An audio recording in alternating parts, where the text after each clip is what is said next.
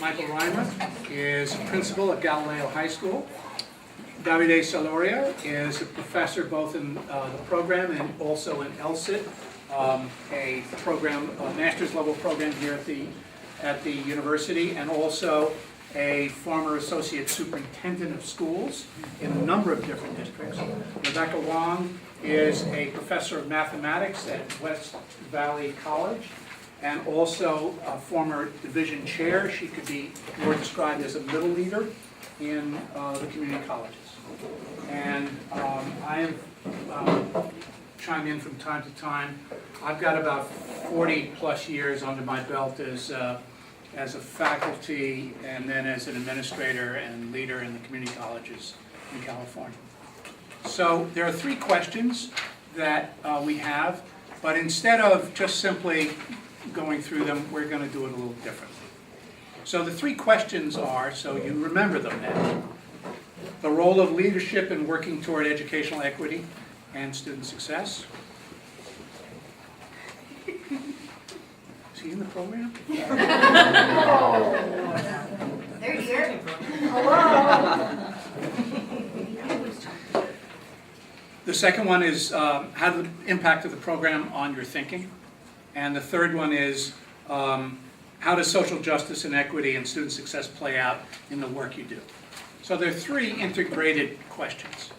So I'm going to start with none of them. And maybe we can open a window a little bit? Yeah. I don't know who said this, but I thought it was a very important point about how we go through cycles of reform and change and then seem to circle back in another direction. And that seems to be going on rather continuously, and you kind of join in as a leader in that process. So I want to ask the panel, first of all, what their view is today in terms of the efforts to address and make progress on transformation and change, both within schools and community colleges in California. And we're going to have a conversation up here, and you guys are going to just listen, and then we'll give you a little chance later to throw food at them if you. So does anyone want to start? I mean, we began this conversation. Why don't we start? And what they're going to do in the conversation is they're going to integrate these 3 questions into their response. Okay? So listen for them. I guess I'll start. Good afternoon, good to see you. My name is Michael, and Bob and I were talking in the hallway a little bit before, just at lunchtime there, and I was a little bit commenting on, from my perspective, I think it's an exciting time actually to be in public education. So I'm a high school principal and starting my 23rd year, I think, and for me at least, I think that I've never been more encouraged or excited by what I see happening in our public school system, kind of here in the city, in the state, and perhaps nationally as well. So I think that, I've noticed in the last maybe 2 or 3 years, a little bit it's cyclical. I think like Bob had mentioned, I've been hiring quite a few young teachers, and then I'm also encouraged by what I think I see in some curriculum developments or changes as well. Broadly, it's the shift to the Common Core in English, mathematics, and coming up soon will be science. And I think that some of those changes or shifts that I see in instruction or curriculum development, how teachers are engaged in that, offers us a lot of, I think, hope and opportunity to kind of fire it up again in our classrooms. So. Some things are still uncertain, I think, from my perspective, like it's not all fully developed, or we still have lots of work to do around building capacity with our teachers, but I see the right elements kind of lining up. So. Rebecca, what about community colleges? I think it's an incredible time at the community colleges in terms of transformation. I think some of the issues that are out there right now is who are the community colleges? It's a really an opportunity to challenge our identity. Because right now there's a push to get more students through and streamline pathways versus this idea of an opportunity to explore and open access, finding a major, that kind of thing. And so I think it's a really interesting time because we're trying to not only increase our completion rates, but at the same time maintain our access. And so how do you do that? How do you balance that? I think because Michael comes from the high schools and I'm at the community college, there's now a lot more conversation about how do you bridge that. I think what's really clear to me as a community college middle leader is that the status quo is not going to be maintained. I was just talking with someone about Katrina's dissertation is about placement. It used to be that you would automatically just placement test students and boom, and then they would repeat whatever high school that they didn't remember on the day of the placement test. I think that status quo is definitely not going to be maintained, and so what we move to, how we transition students more easily from the high school to the community colleges. Bob and I are working on a project now where there's this issue of adult schools, with adult schools being, where do they land? How do we take the good work that adult schools do and take those students and move them into a career pathway into the community colleges? How do you make that bridge? So at the community colleges, there's a lot going on. And I think in terms of leadership and equity, social justice, it's this idea of the community colleges are the people's college. That's who we are. We want to maintain that identity, and it's really up to, I think, leadership to keep bringing that back, that we want to maintain our open access, yet at the same time serve students in the best way we can by providing them a clear pathway to higher education or the workforce, but let's not let them languish, so to speak, for 8 years in a community college, cobbling together units that don't lead anywhere. So I'm really encouraged by what's going on right now. But I think it requires a strong voice because the easiest way to get students through is to limit access, right? And so you always have to be in the conversations of maintaining the community colleges as the people's college. Davide, do you agree, or do you think that they might be in la la land? I don't know about la la land, but I think in listening to my colleagues, for me this leadership issue needs to be framed around something, and for me that's inclusive social justice leadership. Because I think it's an opportunity with the shifts in what's going on both the P12 and the community colleges, but it's only as good as we are as people to make that change and to disrupt kind of the historical outcomes and practices that have othered and discriminated against groups of students. So to me, I can't do anything without thinking about our role as leaders when it comes to inclusiveness and social justice. For example, I've been pushing back at the commission, the teachers Commission on Teacher Credentialing, around kind of a colorblind stance. And also, I think that we as educators aren't critical enough about what we get from the state and from the U.S. Department of Education. For example, NCLB, from my perspective, was a lot about white privilege. And yet, a lot of districts really co-opted with NCLB and were actually agents that suppressed groups of students rather than supported them. And there are other districts that didn't do it to that degree and supported students at a different level.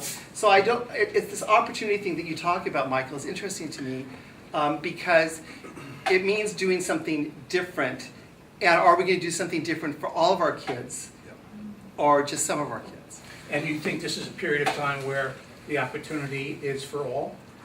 I think if we have leaders who exercise inclusiveness and social justice frameworks in their work and their schools, that it's a great opportunity for that to happen, Bob. If they do that.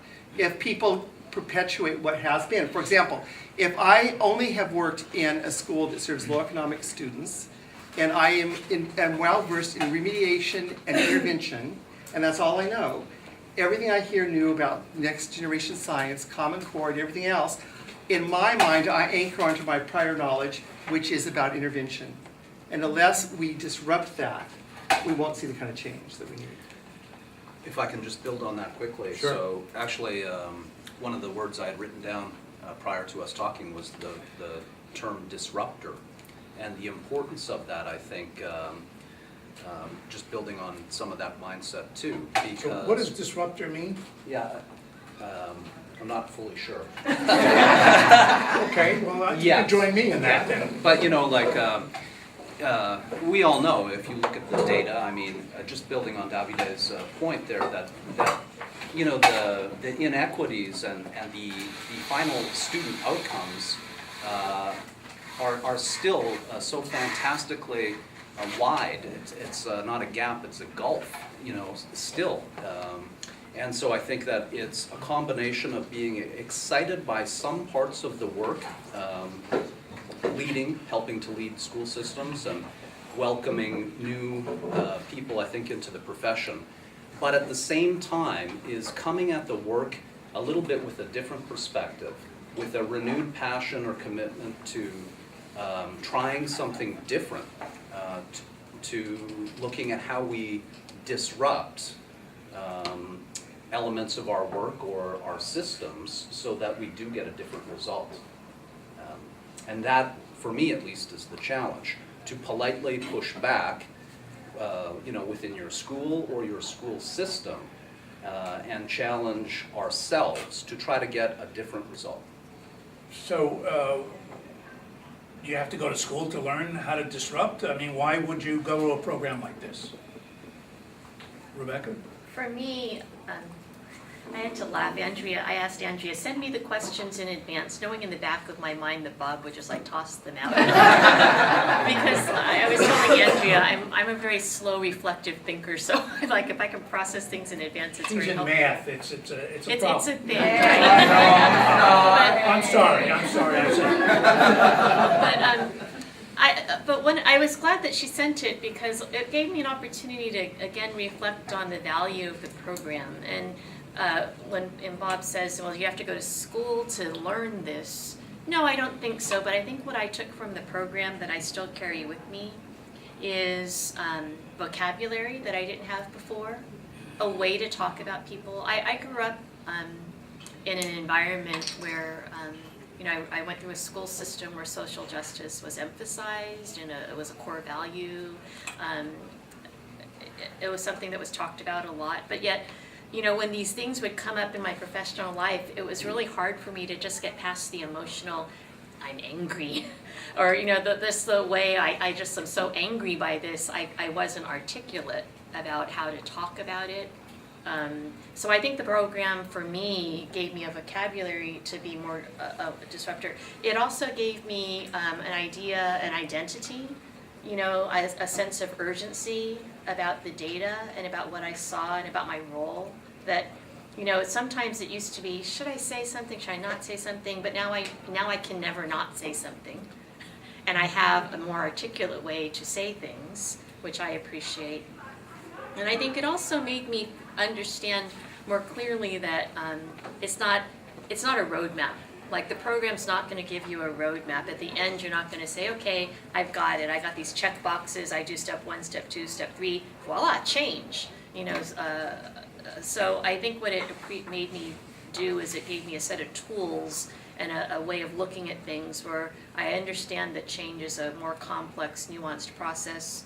I understand more about if I want to disrupt, how to get results in terms of communication strategies, coalition building strategies, those kinds of things. So for me, that was my big takeaway. And just also a sense of identity that a stronger sense of identity than I had before. So now in situations where I'm called upon, or situations where I see something needs to be done, I no longer say, is it me, should I do it, I don't know how to, should I, shouldn't I? It's just, okay, I know I need to do this, and then it's just a matter of how. And also the other thing I think it's really great about the program, the cohort, you're gonna take your cohort with you into your professional lives. Not every single person, of course, but there'll be a core that you can always go to so that when you're struggling with something or you're challenged by something, there'll always be someone that you can bounce ideas off of. And I appreciate that. So one of the developments that occurs in the program, at least from the evaluations we've done over the last 7 years, is that students who are in the program note that they become more of the go-to people in their workplace. Oh, you go to that program, well, you should know something about this. Or can you do some research for us about that? Or can you speak about this? And people, of course, are also much more, as Rebecca's saying, is they're much more out front about what they're thinking. So there's almost an automatic escalator that happens within a lot of workplaces for many of you, and I think you probably could testify if I let you, which I'm not going to let you at this point, but that seems to be the case. And that's even without having shown your stripes yet. You're just out there and you're smart, and people will want to go to you. So you teach one of the courses in the EDD program on leadership. So what's the takeaways that your students get from that? I don't know, but yeah, that's it. No, I mean it honestly. Not what we I think English. But what I would put out after having taught the course to 2 different cohorts is this. I think my challenge is to students, and that is whether you need the program or not. One of the benefits of the program is that you have a group of people to critically think and question things, and I think that's a high value. The opportunity to question and to not necessarily accept things. And so, for example, I've noticed too much politeness between students in the cohort sometimes. Politeness? Yes, They changed. where I think, good, because I think where sometimes there's more opportunity to question each other around our thinking and our positions. Not as an attack on the person, but as an opportunity to deepen ourselves. As somebody who comes from critical theory, I question myself and I encourage other people to question me because it's important. What we think is important, and I'm only as good as the challenges and the questions that I get. And so if everybody thinks that what I say is wonderful, then it doesn't help me grow. But when people put out there that, you say this, but I heard this, that's really, really powerful for me as a learner to have somebody say that. So I just encourage that kind of really authenticity and honesty with each other, because that's where I think you're going to have the most growth. Do you have any takeaways from the program, Michael? Yes, thank you.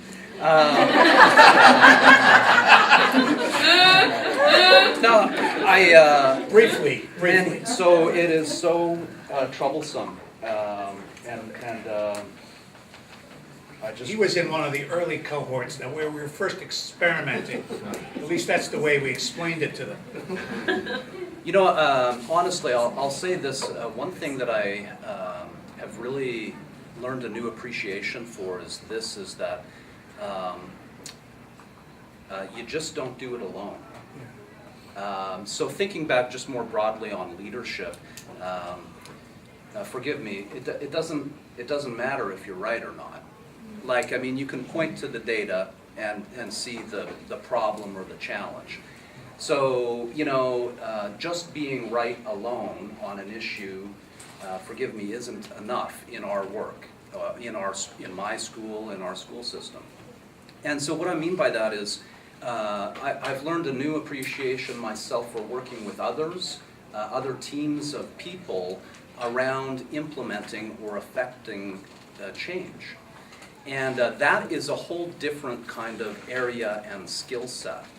So sometimes, I find myself in bed with different partners or stakeholders that I wouldn't immediately think are connected to the solution to that Wait a problem. minute, what do you mean by that? Well,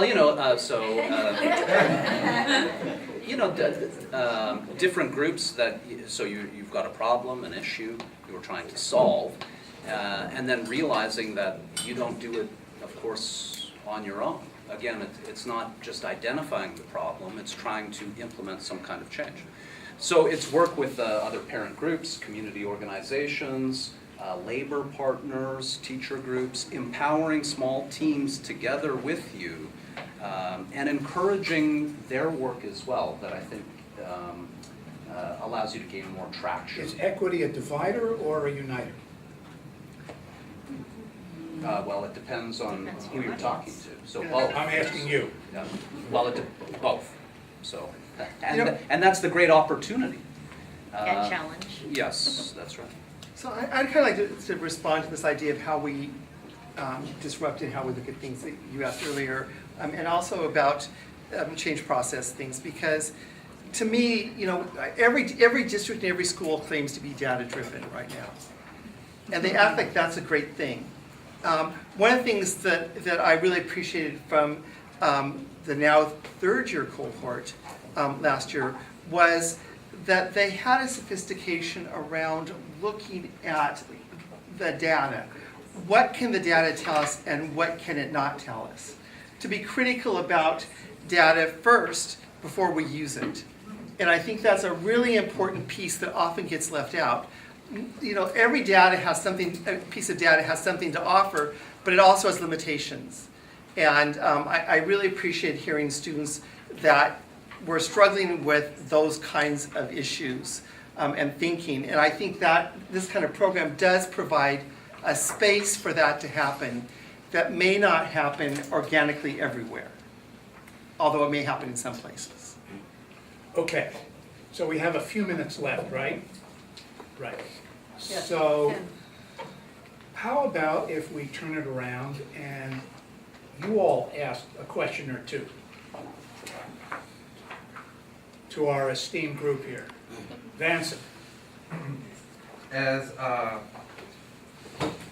would like to challenge my colleague mates in a which colleague? my colleagues Oh. in particularly in my cohort, without kind of sounding contentious or anything. I mean, Bob does it all the time, and I get good modeling from Bob. Not sounding contentious, right? Why don't you stand up so we can all hear you? All right. So, what are things for, namely, me to consider, or even my cohort mates? We have great chemistry, but maybe that's something, an area of growth for our cohort, who you're going to see in the fall. What things can we think about in terms of challenging without being contentious? You mean within the cohort? Yeah, within my cohort, like during Right. class. That's the stupidest thing you ever said, kind of challenging? Or, I don't know. Well, yeah, I think it's a great question, because I think we need to separate our person from the kinds of things that we put out sometimes, and to accept that sometimes in a class when we put something out, we haven't had a chance to really, it's not fully baked either, right? So that may not be where the person would be in 5 minutes or an hour or tomorrow. So it's not about like challenging the person, it's about challenging our thinking and our thought process and how we approach things. And so that it's not at a personal level, we're really dealing with things at a much more professional, kind of academic level. So I think if you can keep it at that place and people understand it as coming from that place, you can create a lot of discourses. So let me ask the question to the panel. Have you ever been viciously attacked in your role as leaders in the institutions that you worked at? Absolutely. And how have you felt about that? And handled it and recovered from it. Well, you And know, handled it and recovered from it, thank you. That's why you have a cohort. no, actually, when it was my own personal things that were being attacked, I actually felt better than when I was the face of the district and representing things that weren't my personal things. So for example, there were school closure meetings, and I didn't believe in the kind of right sizing that was being talked about necessarily, yet I'm the face of the district at the meeting. I may be behind the scenes advocating for no school closure, but in the public forum, I'm not having that discourse with people. And so being attacked in those situations can be very difficult. Being attacked on my own personal thinking is okay with me because it's a growth opportunity that I have more control over. And so I appreciate that because it's an opportunity for shift and change in myself. You ever been attacked, Michael? Yeah. Yeah. One thought I just had, if I can, related to the question is this. I've come to, I think as a young administrator early on, it terrified me, and it hurt personally as well, and it can. But, you know, I've shifted a little bit in my own thinking on that and the connection to leadership, and come to understand the position of dissent as an important one in the conversation around getting the right answer, somehow collectively. And so, you know, the importance, if you will, of the counterpoints to whatever the narrative is, and understanding and respecting that, even if I disagree with it. But, you know, the other side of that conversation is this. You know, groupthink is a very dangerous thing as well. You know, like if we allow that to happen, sometimes you end up into some other situations too. So, you know, when I am under attack, you of course I try to depersonalize it. And I come back to that, I want to hear the arguments in some way, shape, or form, to honor it, to listen to it carefully, and to see if there's anything I can take away from it in order to make my program better, you know, for the kids.